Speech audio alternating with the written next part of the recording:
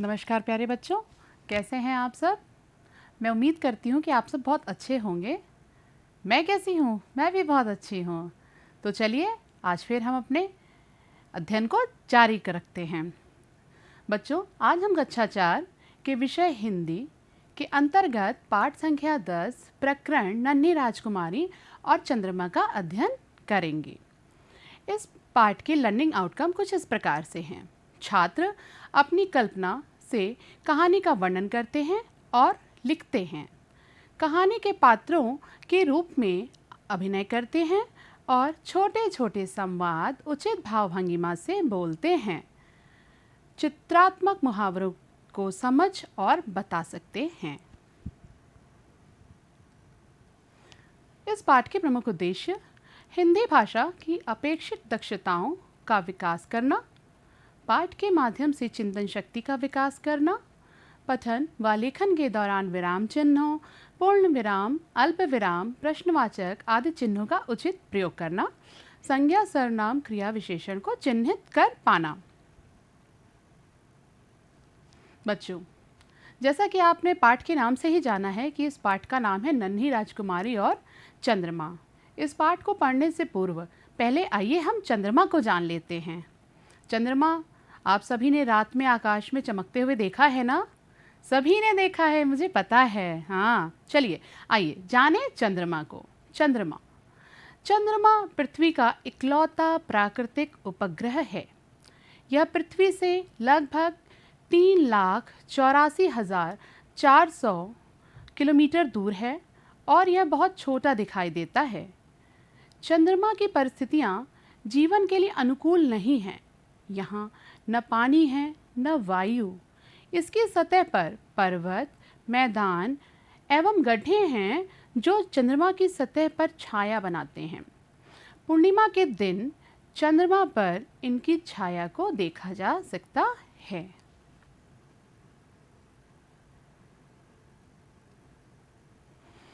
प्यारे बच्चों, जैसा कि अभी हमने चंद्रमा के बारे में जाना, अब मुझे आप कुछ प्रश्नों के जवाब दीजिए। क्या हमें संतुलित भोजन करना चाहिए? बताइए, जल्दी जवाब दीजिए। जी हाँ, बिल्कुल सही, हमें संतुलित भोजन ही करना चाहिए। क्या ज़्यादा भोजन करने से हम बीमार पड़ सकते हैं? सोचिए सोचिए, क्या ऐसा होता है कि यदि आपने ज़्यादा भोजन कर लिया तो आप बीमार पड़ जाएंगे? हाँ, ज़्यादा भोजन कर लेने से आपकी तबीयत खराब हो सकती है, आपको उल्टियाँ शुरू हो सकती हैं, दस्त लग सकते हैं। इसलिए ज़्यादा भोजन करना स्वास्थ्य के लिए हानिकारक होता है।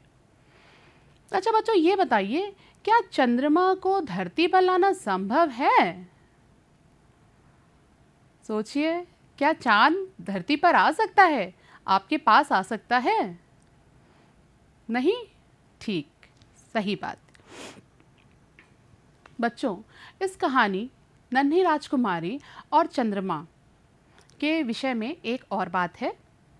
यह कहानी प्रख्यात अमेरिकन लेखक जेम्स थर्बर की कहानी मैनी मून्स का हिंदी रूपांतर है। प्यारे बच्चों, आइए अब हम पाठ की विस्तृत वाचन करते हैं। नन्ही राजकुमारी और चंद्रमा। बहुत पुरानी बात है। समुद्र के किनारे एक नन्ही सी राजकुमारी रहती थी।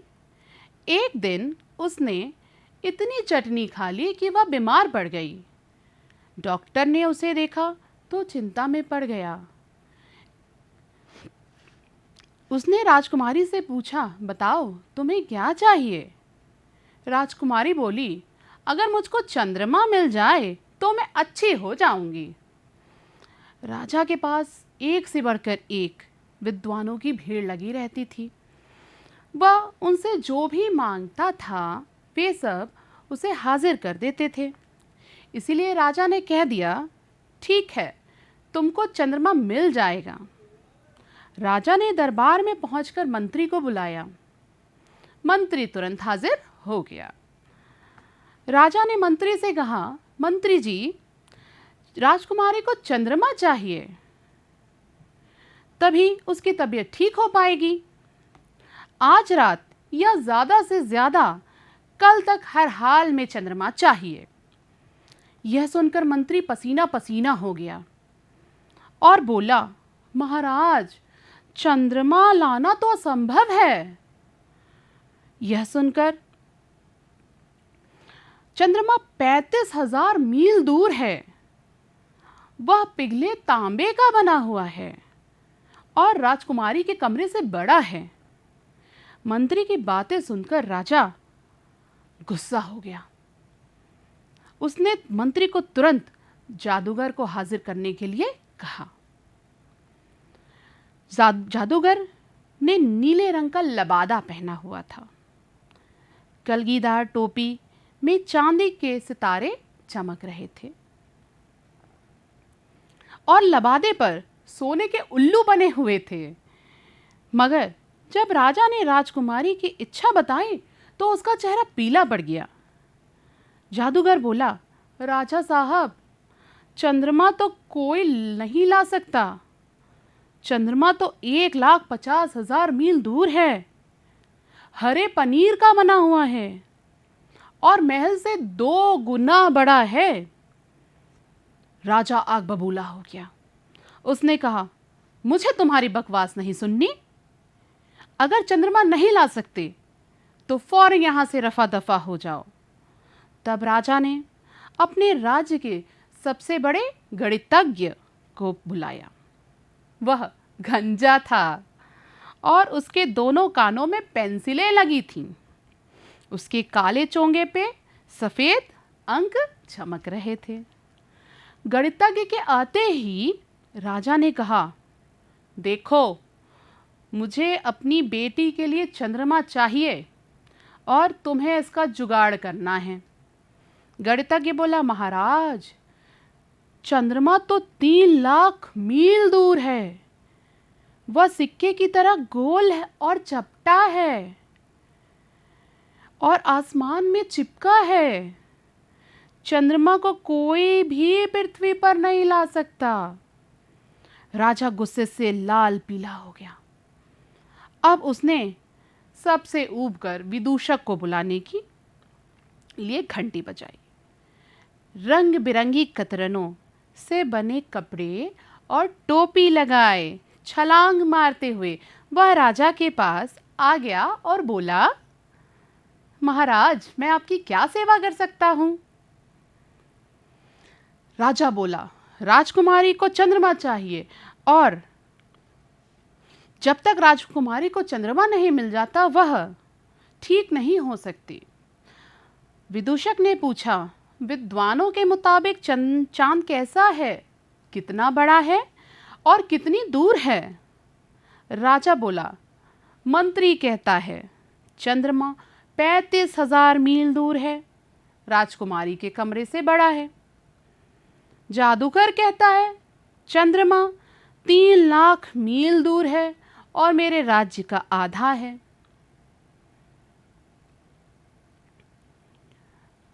विदूषक बोला, जब विद्वान ऐसा कह रहे थे तो सच ही होगा।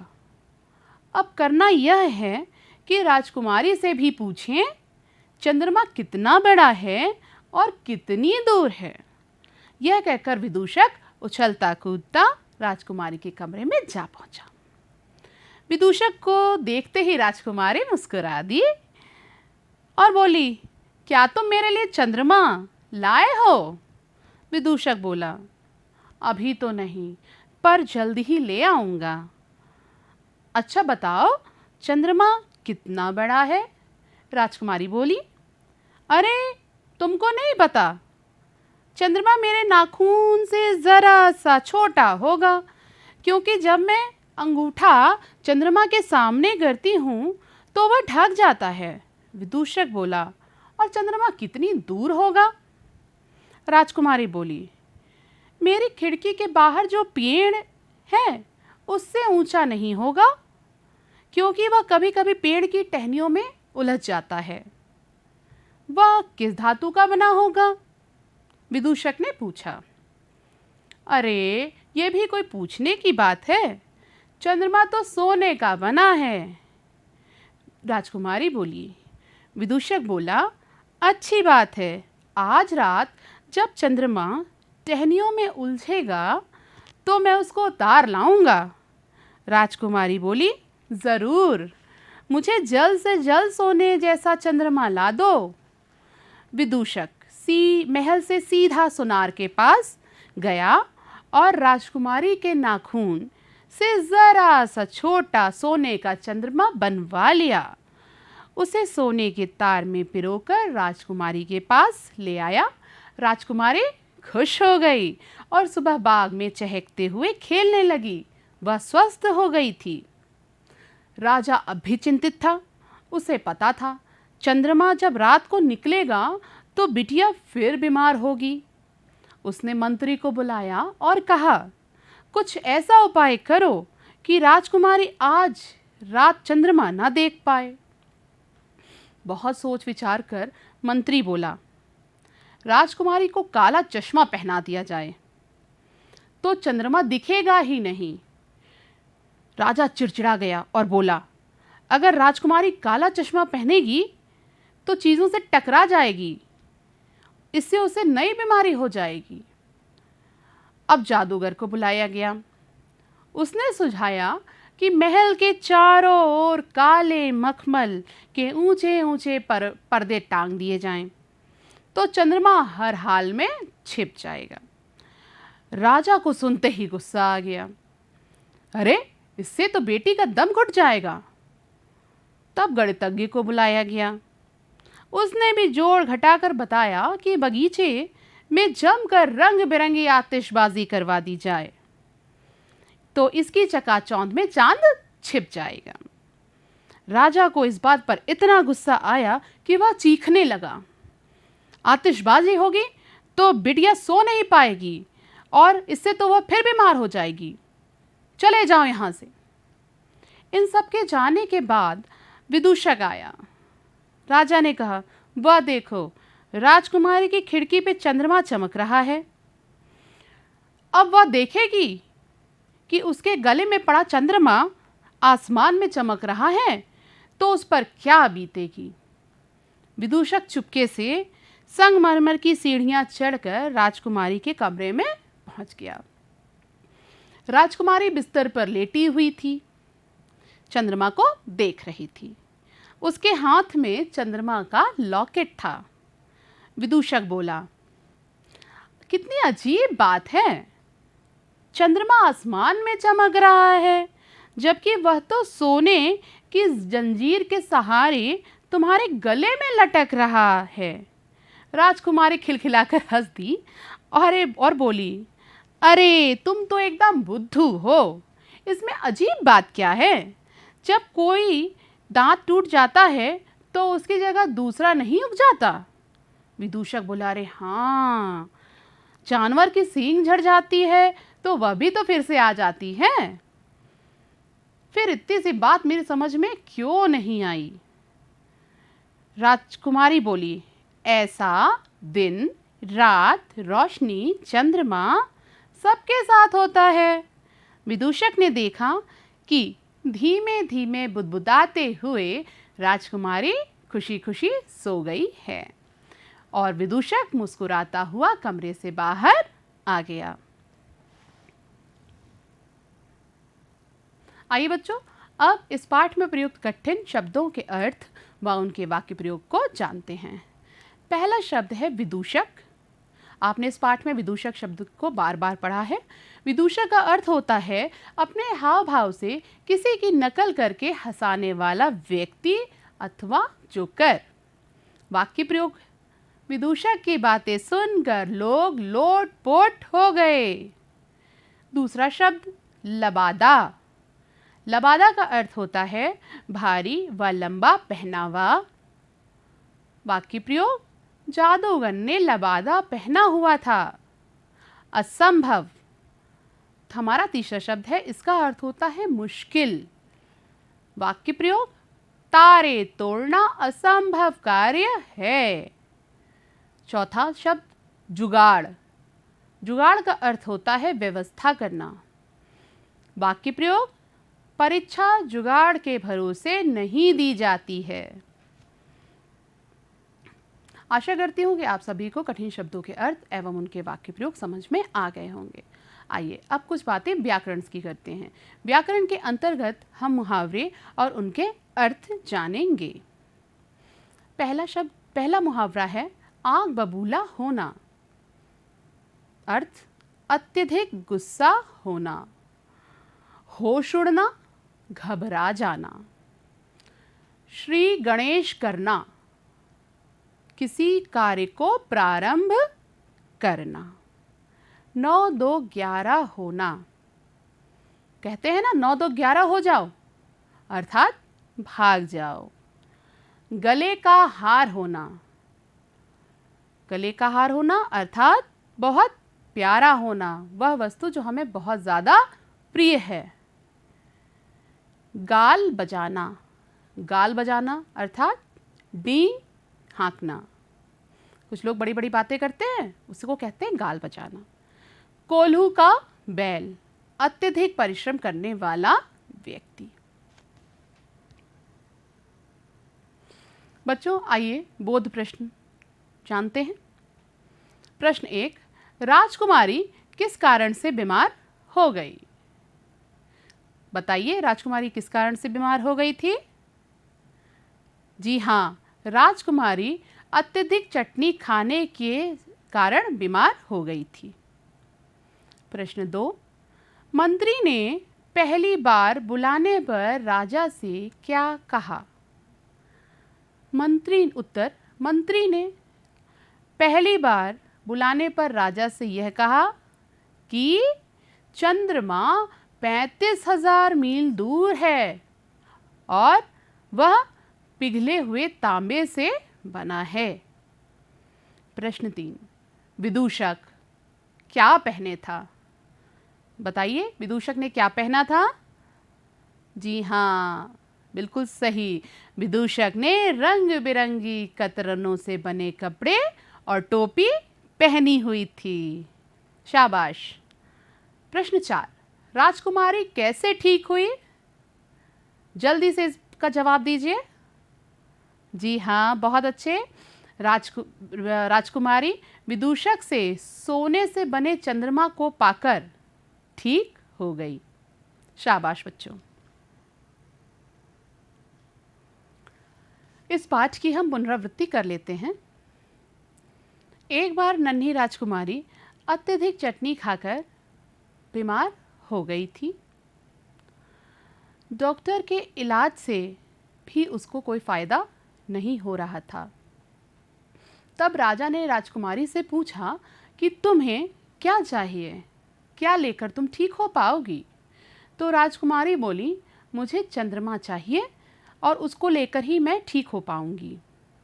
मंत्री ने राजा से कहा कि चंद्रमा लाना असंभव है क्योंकि वो बहुत बड़ा है, पिघले हुए तांबे से बना है, 35,000 मील दूर है। राजा ने जादूगर को बुलाया। जादूगर ने भी ऐसे ही कहा कि चंद्रमा हरे पनीर से बना है, बहुत मीलों मील दूर है। गणितज्ञ ने भी कुछ इसी प्रकार का उत्तर दिया और सभी ने अपनी असमर्थता जाहिर कर दी कि वे चंद्रमा को धरती पर राजकुमारी के लिए नहीं ला सकते। अंत में राजा ने विदूषक को बुलाया। विदूषक ने नाखून के बराबर का सोने का चंद्रमा बनवाया और उसे राजकुमारी की जंजीर में डाल दिया। चंद्रमा जैसे ही राजकुमारी को मिला, राजकुमारी के स्वास्थ्य में सुधार होना शुरू हो गया और वह पूर्णतया ठीक हो गई। मगर जैसे ही रात होने लगी, राजा पुनः चिंता में आ गए कि हमारी राजकुमारी जैसे ही चंद्रमा को आकाश में देखेगी वह फिर से बीमार पड़ जाएगी। राजा ने मंत्री, गणितज्ञ, जादूगर सबसे राय ली। सबने राजा को तरह तरह की राय दी कि किसी ने कहा कि आप महल के चारों ओर काले पर्दे लगवा दीजिए, किसी ने कहा रंगीन आतिशबाजियां कीजिए, जो कि राजा को बिल्कुल पसंद नहीं आया और राजा को लगा इससे तो राजकुमारी की तबीयत फिर से बिगड़ जाएगी। फिर से विदूषक को बुलाया गया। विदूषक ने अपनी समझदारी से राजकुमारी से बातें करी और राजकुमारी को बातों ही बातों में समझा दिया कि कई सारी चीज़ें पुनः आ जाती हैं। इसलिए यह सुनकर राजकुमारी बहुत खुश हो गई और विदूषक ने अपनी सूझबूझ से राजा की यह समस्या भी ठीक कर दी। प्यारे बच्चों, जैसा कि आप जानते हैं कि इस वक्त कोरोना महामारी भी फैली हुई है, डेंगू महामारी भी फैली हुई है, मलेरिया अलग फैला हुआ है। आइए हम इन बीमारियों के बारे में जानते हैं और विस्तार से चर्चा करते हैं कि ये बीमारियां किस तरीके से होती हैं, इनके लक्षण क्या होते हैं, इनके कारण क्या होते हैं और इनसे बचाव हम किस प्रकार से कर सकते हैं।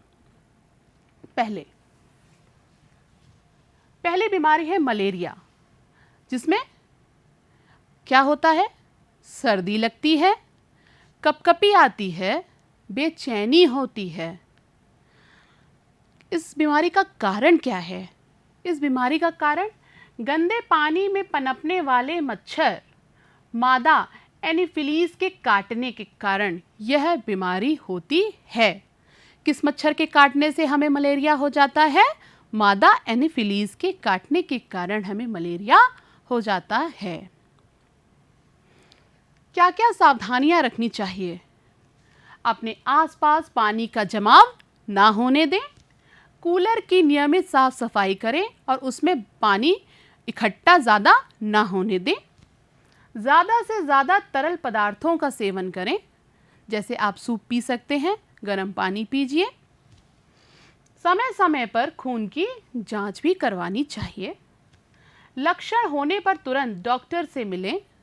डॉक्टर द्वारा बताए गए समय तक दवाइयों का सेवन करें। हमारी दूसरी बीमारी है डेंगू। डेंगू भी आजकल बहुत ज़्यादा फैल रहा है। इसके लक्षण कुछ इस प्रकार से हैं। तेज सिर दर्द होता है, मांसपेशियों व जोड़ों में दर्द होता है, बुखार आ जाता है। बुखार के दौरान खून में पाया जाने वाला प्लेटलेट भी धीरे धीरे कम होने लगता है और न्यूनता पर पहुंचने लगता है। डेंगू हमें किस मच्छर के काटने के कारण होता है? डेंगू हमें मादा एडीज मच्छर के काटने के कारण होता है और यह मच्छर साफ पानी में ही पनपता है। इससे बचने के लिए भी हमें वही सावधानियां अपनानी हैं जो हम मलेरिया की बीमारी से बचने के लिए अपनाते हैं। अपने आस पड़ोस में पानी का जमाव नहीं होने देना है, कूलर की नियमित सफाई करनी है, कूलर में पानी इकट्ठा 2 दिन से ज़्यादा नहीं रखना है, ज़्यादा से ज़्यादा तरल पदार्थों का सेवन करना है, घी तेल का प्रयोग कम करना है, खून की जांच कराएं। लक्षण होने पर तुरंत डॉक्टर से मिलें। डॉक्टर द्वारा बताए गए समय तक दवाइयों का सेवन करें। इसी प्रकार तीसरी बीमारी जो कि इस दौर में अभी बहुत ज़्यादा प्रचलित हो रखी है, बहुत ज़्यादा लोगों को परेशान भी कर रही है, वो है चिकनगुनिया। चिकनगुनिया में कौन कौन से लक्षण दिखाई देते हैं? चिकनगुनिया में तेज़ बुखार, जोड़ों में दर्द, शरीर पर चकत्ते पड़ना और उल्टी, ये चिकनगुनिया के लक्षण होते हैं। चिकनगुनिया एक वायरस जनित संक्रामक बीमारी है। वायरस जनित संक्रामक बीमारी जो कि मादा एडीज मच्छर के काटने के कारण ही उत्पन्न होती है। इसकी सावधानियां भी कुछ इस प्रकार से हैं। अपने आस पड़ोस आप पानी जमा ना होने दें, कूलर की नियमित सफाई करें, ज़्यादा से ज़्यादा तरल पदार्थों का सेवन करें, खून की जांच कराएं, लक्षण होने पर डॉक्टर से मिलें।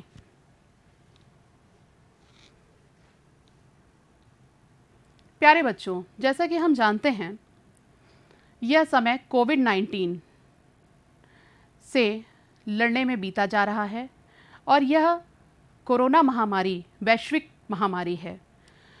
कोरोना महामारी से पूरा देश परेशान है और इससे बचने के लिए लगातार प्रयास जारी है। अगर कोरोना से बचना है तो हमें कुछ बातों का ध्यान रखना बेहद ज़रूरी है। आइए जानते हैं कुछ उपाय।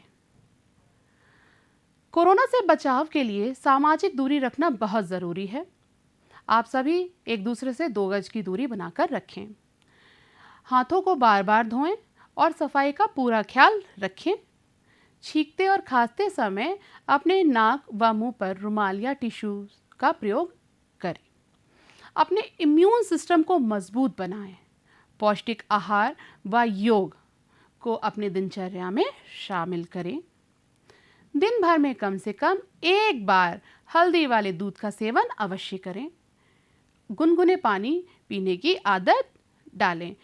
इन उपायों को अपनाकर हम कोरोना महामारी से लड़ सकते हैं और इस पर जीत भी पा सकते हैं। आइए अभ्यास कार्य करते हैं। निम्न बीमारियों को तुम किन लक्षणों से पहचानोगे? जैसा कि हम पूर्व में चर्चा कर चुके हैं, बुखार बीमारी, बुखार लक्षण। बुखार में हमें क्या होता है? हमारा तापमान काफ़ी उच्च हो चुका होता है। जुकाम में हमें छींकें आती हैं और हमारी नाक से कफ, हमारे गले से कफ निकलता है। पीलिया में हमारी आँखों और नाखूनों में पीलापन आ जाता है। यहाँ पे आपकी आँखों के नीचे पीलापन दिखाई देने लगता है। कोरोना बीमारी के लिए सभी जानते हैं कि इसमें सर्दी जुकाम शुरू होता है, तीव्र बुखार आता है और श्वसन तंत्र में दिक्कतें आने लगती हैं। डेंगू में भी तेज सिर दर्द शुरू होता है, प्लेटलेट की संख्या कम होने लगती है। आइए अब हम गृह कार्य में चर्चा कर लेते हैं। चित्र देखकर मुहावरे बनाएं। ये चित्र देखिए, इसमें आपको एक मोटा सा व्यक्ति दिखाई दे रहा है और देखिए उसके सामने एक थाली रखी हुई है। क्या हो रहा है? इसके लिए हम कौन सा मुहावरा प्रयोग में लाएंगे? मुंह में पानी आना। दूसरा चित्र है, ये देखिए एक किसी व्यक्ति का पाँव बना है। पाँव में क्या पड़ी हुई है? नहीं, पायल नहीं है, जंजीर है। पैरों में जंजीर पड़ना। तीसरा चित्र है हमारा दिया। दिए से हमारा कौन सा मुहावरा बनेगा? दिए में ध्यान से देखिए, दिए के नीचे अंधेरा है। इसका अर्थ हुआ चिराग तले अंधेरा होना। समझ गए बच्चों? नीचे दिए गए मुहावरों का अर्थ बताते हुए अपने वाक्यों में प्रयोग कीजिए। पसीना पसीना होना, घबरा जाना। चेहरा पीला पड़ना, बहुत ज़्यादा परेशान हो जाना। आग बबूला होना, क्रोधित हो जाना। दफा हो जाना, भगा देना। गृह कार्य 2। यह चित्र बना हुआ है, देखिए उधर अमृत। यह चित्र को देखकर सवालों के उत्तर दीजिए। यह किस बीमारी की दवा है? यह कौन कौन सी चीज़ें मिलाकर बनाई गई है? इस दवा के बनने की तारीख और वर्ष क्या है? कितने समय बाद यह दवा उपयोग करने लायक नहीं रहेगी? इसका मूल्य कितना है? इसके रख रखाव हेतु क्या सावधानी लिखी गई है? इस दवाई के डिब्बे को ध्यान से देखना है और आपको यह कार्य अपनी कॉपी में करके लाना है। मैं उम्मीद करती हूँ प्यारे बच्चों कि आप सभी को नन्ही राजकुमारी और चंद्रमा पाठ से बहुत कुछ सीखने को मिला होगा। हम पुनः एक बार फिर मिलेंगे अच्छी अच्छी कहानियों और कविताओं के साथ। तब तक मैं आशा करती हूँ कि आप सभी खुश रहेंगे, प्रसन्न रहेंगे और इस पाठ को बहुत अच्छे से पढ़ेंगे। धन्यवाद।